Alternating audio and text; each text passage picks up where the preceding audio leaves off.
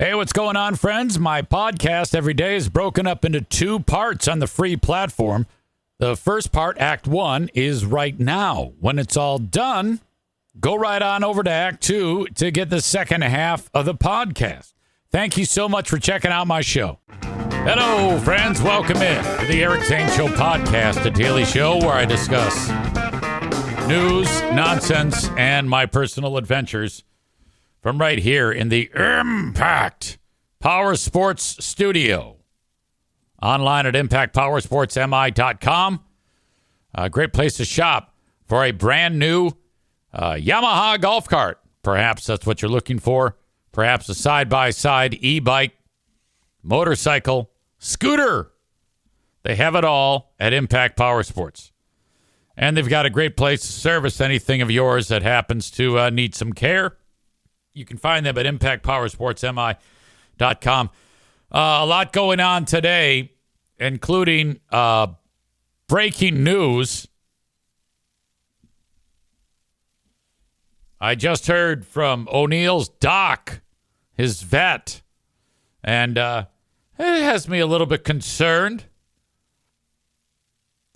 The most recent O'Neill wellness visit has produced a couple of interesting things where the doc's like, yeah, I need further testing on this, or I need further testing on that. And he definitely needs further testing. He called me up today. He says, Eric, I'm not liking what I see here. Alan says, do you owe them $25,000? Not yet. Not yet. I'm trying to make them a sponsor to defer. Well, we obviously have a lot of pet care for our pets. But, yeah, he says to me, he goes, yeah, what did I he says, Eric, I see, he uses the language that I it goes over my head.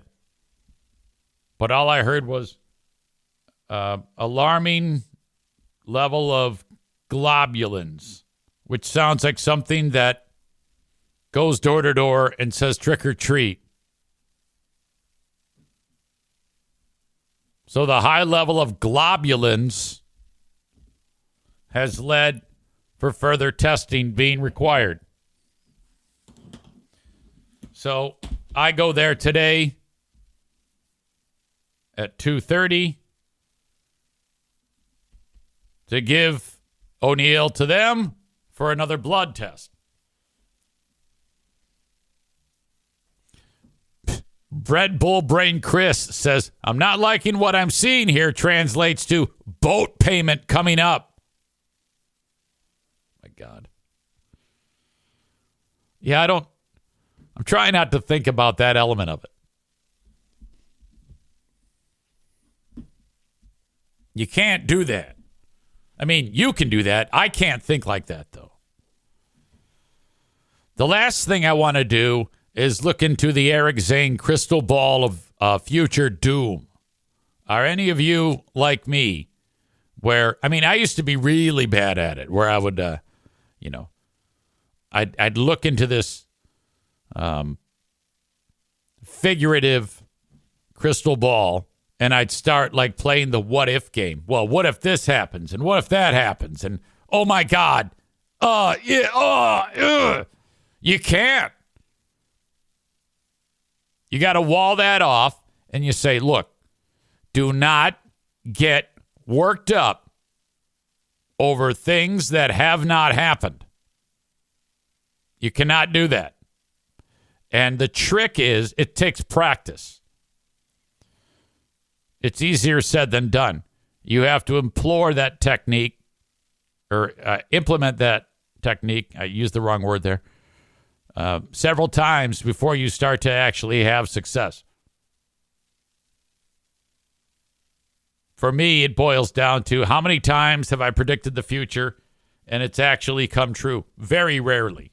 Very, very rarely. So I forced myself to get into the habit of not actually trying to do that. And then in the event that something does happen, and I'm like, okay, I'll deal with it now. But I'm just hopeful that the big guy will be okay. I will keep you informed. 2:30 today. we will meet with the world famous Dr. Levin, one of the most brilliant veterinary minds of our lives. Okay. I'm not going to lie. It's difficult to focus to do a show when you have kind of like the possibility of the crystal ball showing up in front. You know, you kind of have to focus. So I'm going to do my best. I was out and about yesterday. I talked to you about this at for the Hope Network. Now, the Hope Network is an organization in the state of Michigan that tries to make sure that vulnerable people have access to support services, typically people who struggle with mental health issues in the community. And this is kind of like a lifeline for a lot of people, and they have some key fundraisers that happen. And yesterday was one of these. And I did work for them in January. That was the one where it was at Ford Field, where the Lions play. And that was the first time I ever did any fundraising with them. And yesterday was another example of that, but closer to home here in West Michigan. So my job is to, host this thing, keep the program moving, introduce the people that need to be introduced, say a few words at a certain point, and then the most important part is getting people to donate money and put a fine point as to where their money is going to go. So, we do this thing. It's called a paddle raise. So you got 250 people in the room, and all right, the first dollar amount to be donated, we're going to start at the top, work our way down, is $2,500. So I'm asking people right now at that point to give $2,500. So amazingly, 2 hands went up. And that $2,500 funds a lot of things. And I have this nice lady named Jamie who is with me, and she's explaining what that $2,500. And then we go from $2,500 to like $2,000 to $50,000. You work your way down. All told, I think like $25,000 raised at this point, and the whole evening raised like $40,000. Now, during that, what they do is they people buy tickets, and they go there and they have the best food you will ever eat. And it's all like one of those strolling dinners. So it's quite literally an opportunity for you to graze. You walk from table to table and all these amazing foods. So this is how you do it. You get people to buy a ticket. They come, they eat the food, and then there's drink pairings with every one of the elements of the food that are there. So you get them lubed up, and then you get them to donate money. The organization, Hope Network, has a handful of people that actually are paid employees who do the work of putting all of this stuff together. So you're looking at a handful of people doing a ton of work to put it on. And at the end of the year, after all of the expenses for those paid employees is taken off of the top, the rest of that money goes to funding mental health services for vulnerable people in the state of Michigan. Amy says free alcohol equals loose wallets. Absolutely. By the way, Maureen says, how old is O'Neill? Let's see. I think it was either 2016 or 2017. I'm pretty sure 2016 O'Neill was born. So he definitely has a senior profile.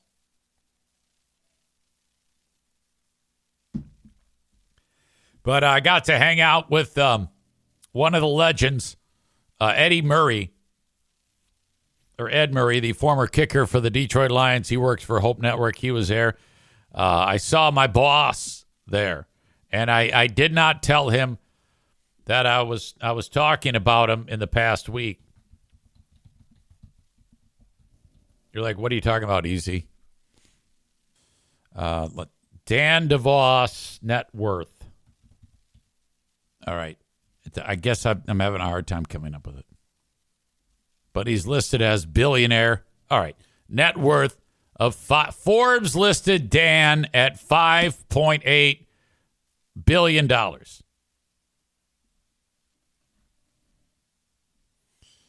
Wow. So he's hanging out at this event. Him and his lovely bride, Pam, contribute greatly to Hope Network to help make that possible.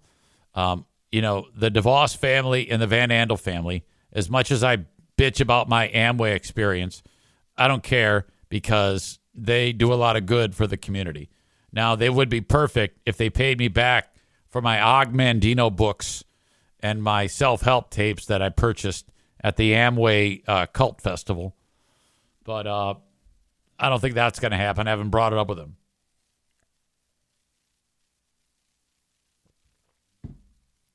But I was able to see him again. I can't even talk today.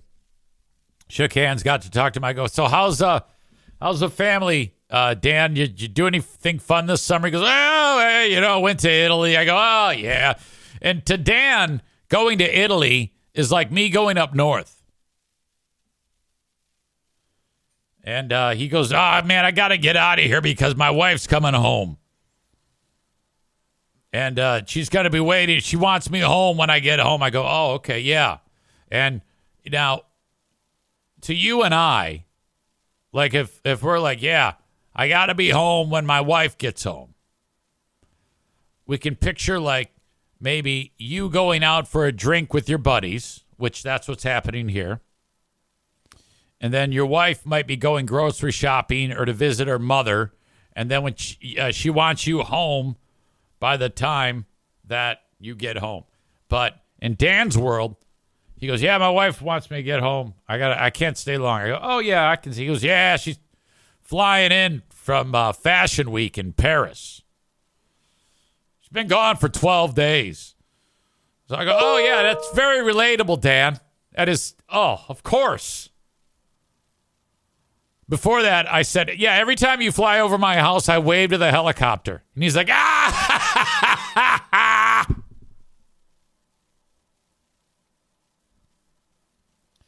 So, yeah, she's flying in on the private jet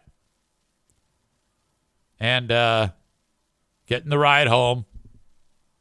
And so he can only stay so long because he's got to be home. I walk outside. I was getting my steps in. I told you I was going to try to get 6 miles worth of steps in. I only got about 3 in. But every time I'd walk out, I'd see the same guy sitting in this, what appeared to be an armored Mercedes-Benz. And a dude sitting in there. I walked by him once. I walked by him twice later on.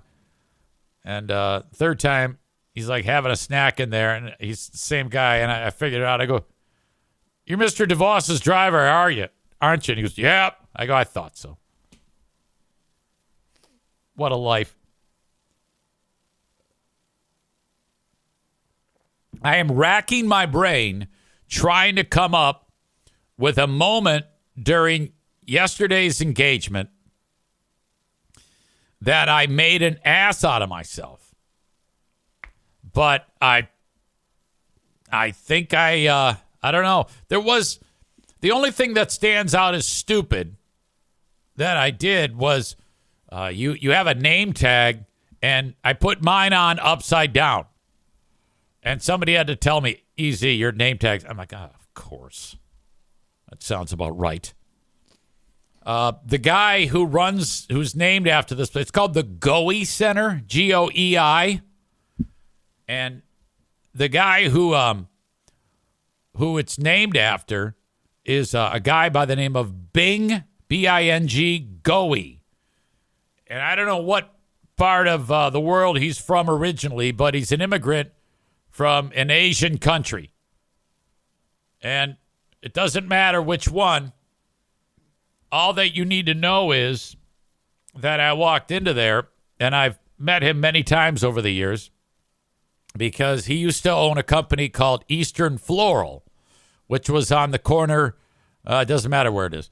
And so he would come into the radio station, and he would be on Free Beer and Hot Wings show. So I'm walking in, and I'm sad because I never got a chance to say goodbye to him because he's dead. And so I'm walking around, and I'm like looking for, I'm going to try to like see a picture of Bing, maybe like, you have like the guy who the building is named after, maybe like a picture to honor him or something like that. So I'm walking around, and then I forget about that, and people are piling in. There's a lot of people there, and I've got some food, and I'm not really talking to anyone. I'm just kind of like strolling through and eating a lot of food. And then I did a double take, and I realized that Bing's not dead. He's standing right in front of me. I'm like, what the fuck? I thought this guy was dead. And he's not dead. He's right there. I'm like, oh my God. I go, Bing, you're not dead. He goes, what, Eric? What do you mean not dead? What are you talking about, not dead? I thought you were dead. What? Dead? Look at me. Do I look dead to you, Eric? Oh, shit. Oh. So I had a long talk with Bing. I swear to God, I thought he was dead. Hats off to audience members in the chat. More than one of you said you almost blew the story before I realized where this was going. Tyler said that. So did Rebecca. And he couldn't figure out what I meant by I thought you were dead.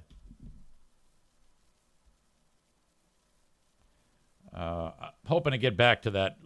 I might have a few more details of that night. I don't know. I want to try to get man of the hour Greg Henson. Telephone number. Fuck. Talked to Greg Henson yesterday, and it was a big hit. A lot of people liked that interview, and he is on his way right now to Q100 to meet with Cheryl and JC. Cole says, did you say your goodbyes yesterday in case he does die? No. West Michigan people, by the way, are just taller than anyone else in the world. My little ass was so intimidated by all the people there. Dutch people are large. Ben Glaze says, that's awesome. Way to set that up for Greg. What are you talking about? All right. Oh, Ben says the Q100 opportunity. Oh, that just fell out of the sky. And truth be told, I didn't think about Greg being there for that gig until Cheryl reached out and said, hey, do you know anybody? Rebecca says, are you going to offer up the fear bunker as temporary accommodations when he gets the new job? He's not going to want that. I'm guessing Greg won't be interested in shitting in an outhouse. I'm a little bit concerned because I made the post yesterday or the other day about Greg. I wrote, Greg Henson joins EZ, opens up about dismissal, the future, and free beer and hot wings.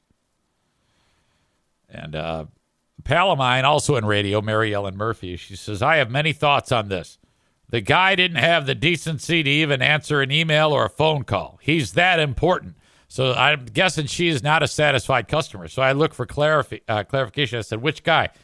She wrote, the radio guy. That's who. Oh, man, he did? Yeah, I feel like I'm opening up a can of worms. Alan says, Easy tells us something. Then we comment. Easy says, what are you talking about? Well, I've said before that I am my brain is constantly resetting. And in particular, when I'm in the moment, it's difficult for me to keep my train of thought going forward and then dip back into the part of my brain that remembers, hey, it's your old pal Eric Zane for Secret Nature, makers of ultra premium CBD gummies.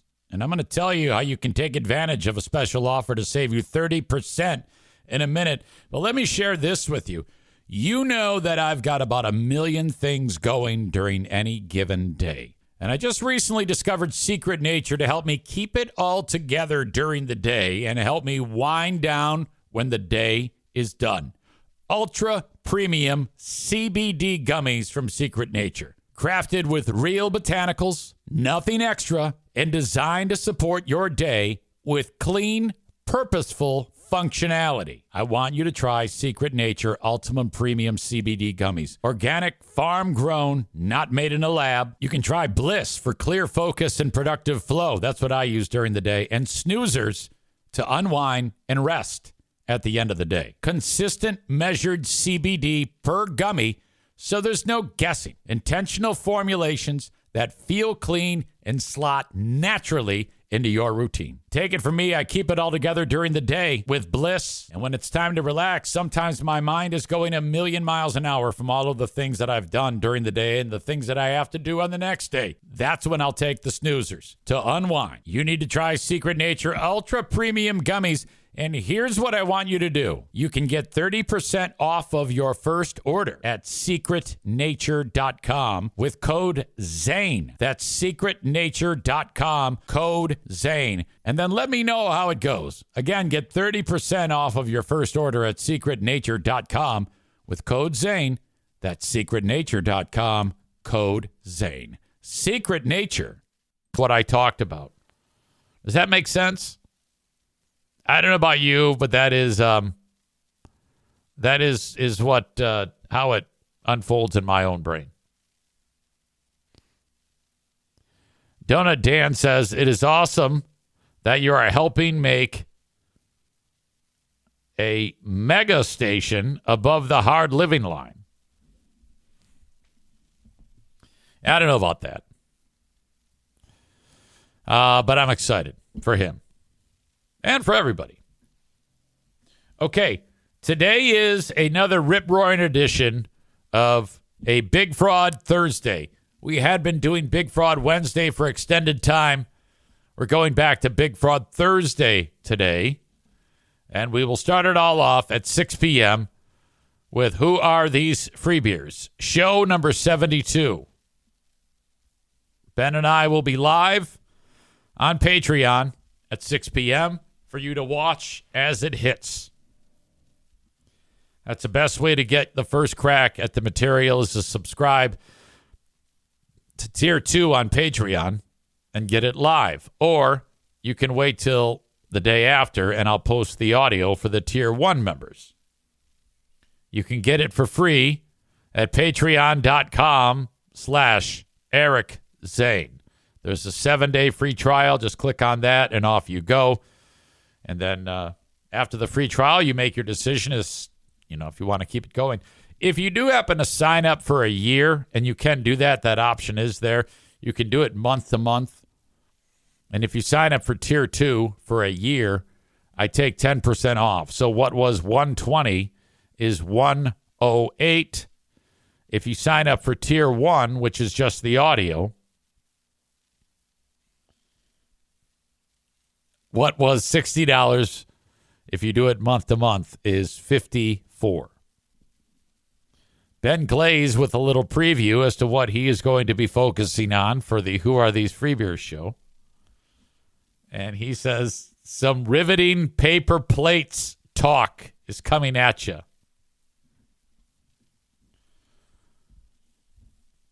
Well, interestingly, while Ben has paper plates talk, I am going to be focusing on the infamous, soon-to-be infamous, bread discussion.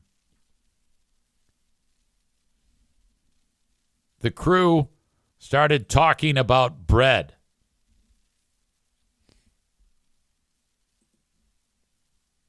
I cannot imagine what is going through the audience's mind as they listen to it. No, I actually can, because I'm listening to it too. And I'm like, I often wonder if the audience members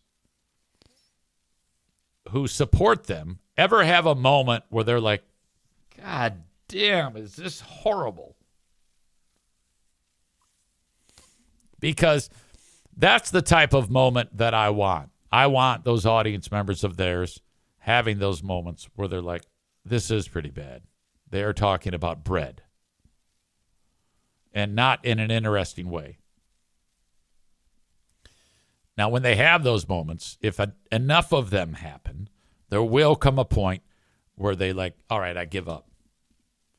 And that's what's happened with the Eric Zane Show podcast defectors.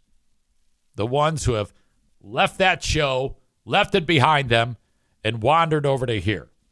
Now, some defectors still listen to their show with the hopes that it will one day improve, but it is not going to improve. Why would it? They continue to have an unbelievable string of success, especially here in West Michigan. So I wouldn't change anything. I just keep doing the same garbage because the audience keeps coming back and encouraging them to do so.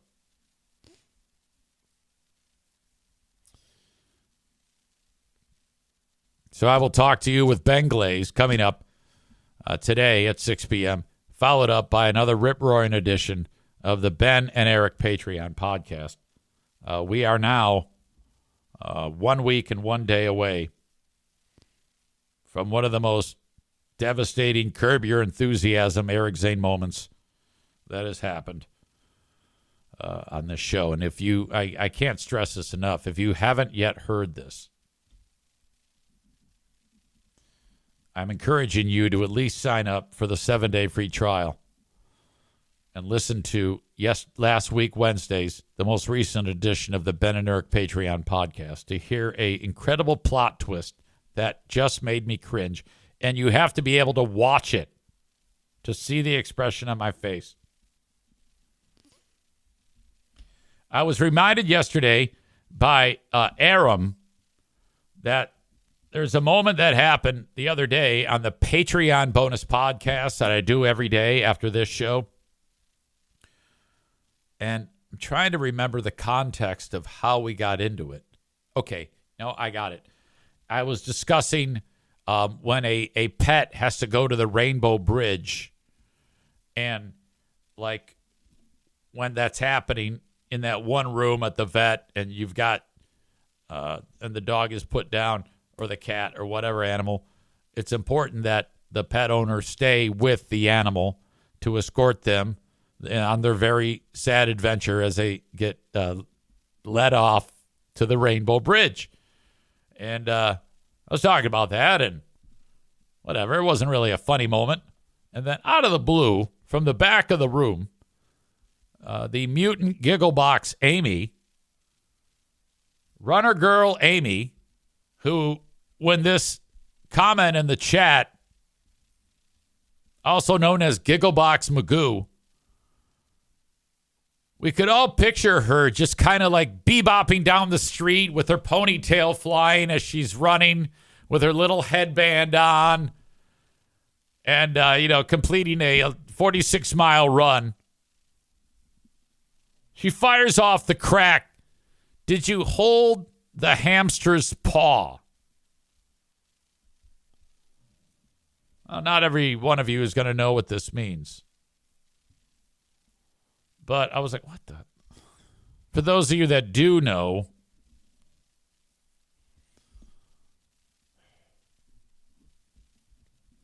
no. And the answer to that was no. No, I did not hold the hamster's paw as it flew into the side of a birch tree at 8 million miles an hour. And then its broken carcass fell to the earth so many years ago. Some of you may not know this story, so it's a perfect opportunity to tell it again right now. Amy Gigglebox Magoo writes, please tell me you did not have a dream after that. No, I did not. Yet. But my brain, it might happen in a month, and you'd still get credit for it.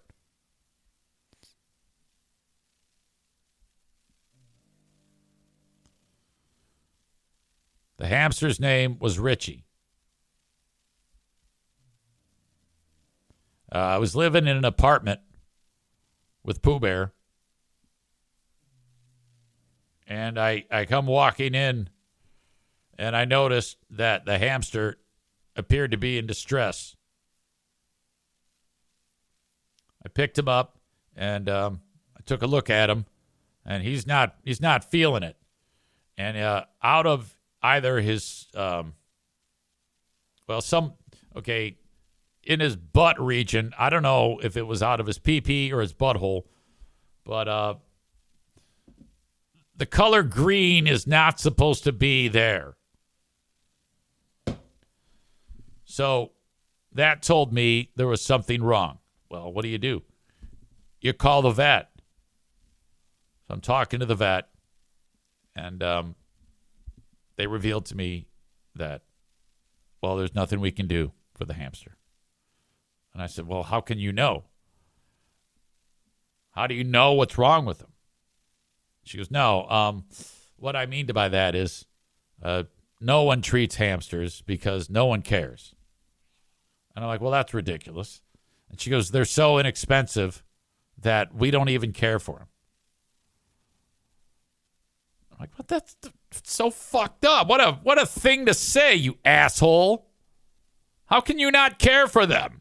There should be hamster care. I think they're leaving money on the table. Tyler says hamsters cost like $5. Buy a new one. Dickhead, if I go adopt the dog from Millie's Animal Shelter, that costs me $0.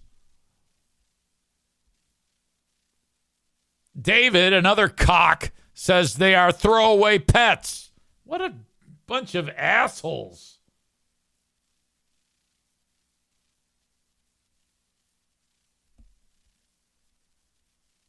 I cannot believe you people. I couldn't believe it then. I don't believe it now. So then I'm like, all right, I have to euthanize the creature. And I didn't know what to do. So the first thought was put him in a box, cut the hole out of the side of it, and jam it onto the end of the exhaust pipe on my vehicle. And, then he'd get carbon monoxide poisoning. And I'm like, no, that's not going to work. Stupid. Probably catch on fire. Runner Girl says, isn't David the one that never takes his beloved pets to the vet? I don't know. I'm not sure. Piano Finger Banger says, oh, yeah, they're throwaway for sure. So, all right, I can't do this unless I'm drunk. And David does take his dogs to the vet. It's probably Nick, the electrician. He's a stupid hillbilly. 1990s brake cleaner would have asphyxiated the hamster like a mini Mausewitz. So I get a 12er of Bush or Bush Light, and I'm bombed. All right, it's time. And I get one of those Meyer bags, those grocery plastic bags with the handles, as part of the bag. And I put him in the bag, and I'm going to euthanize the pet. And I kind of whipped him around 8 million times, like David, the sling and the rock and Goliath, and I let it go. And it went straight up in the air. And then I describe it as it's going up, and then it gets to the absolute peak of the arc before it's going to start falling back down to earth, and then that will kill the hamster.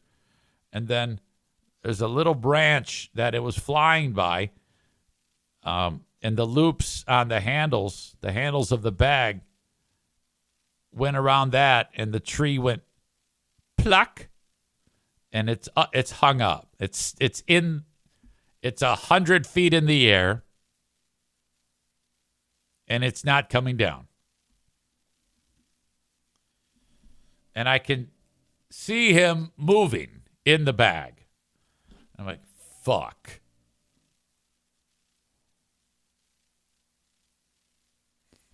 Tyler says, I imagine Eric swinging the bag like, how do I say the name of Thor's hammer again? Mjolnir? Mjolnir hoping to take flight.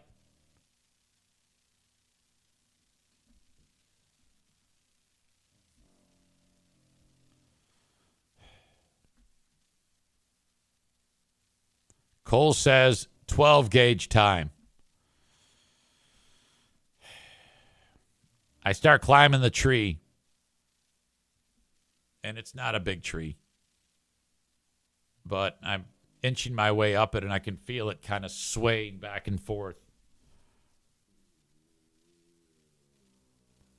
And I'm shimmying up like those guys you see in that at Dollywood when they do the lumberjack competition.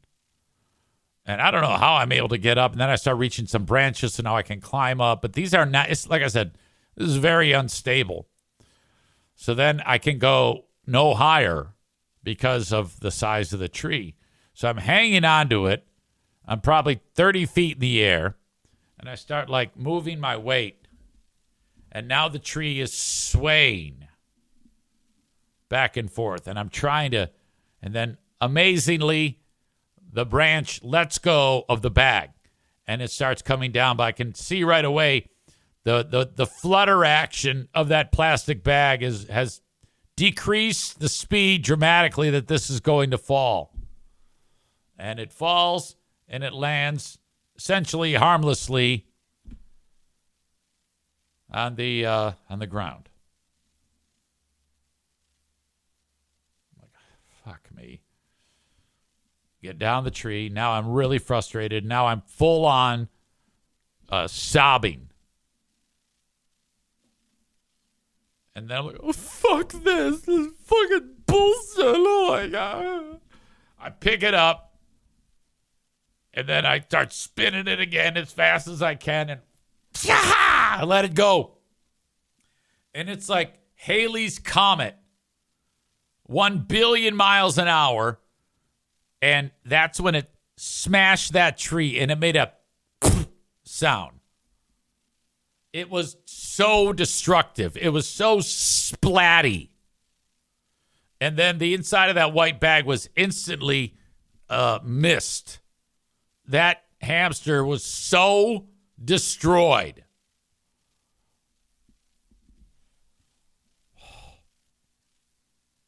And then it fell to the ground. I did not go back over there and check on it. I ran up like, oh my God. There's a chance he could have survived it. I don't know. That was bad. Nick, the hillbilly, says, should have just stood on it like a ketchup packet. God damn. Amy asks, who's going to ask if he was okay? So there you go. This was all brought on by Amy. Probably a good idea that I talked about it. It might, it might be gone from my brain right now. All right.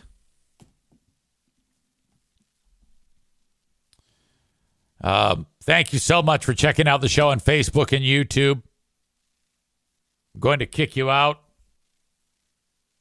If you want the rest of this show, head over to twitch.tv/Eric Zane Live.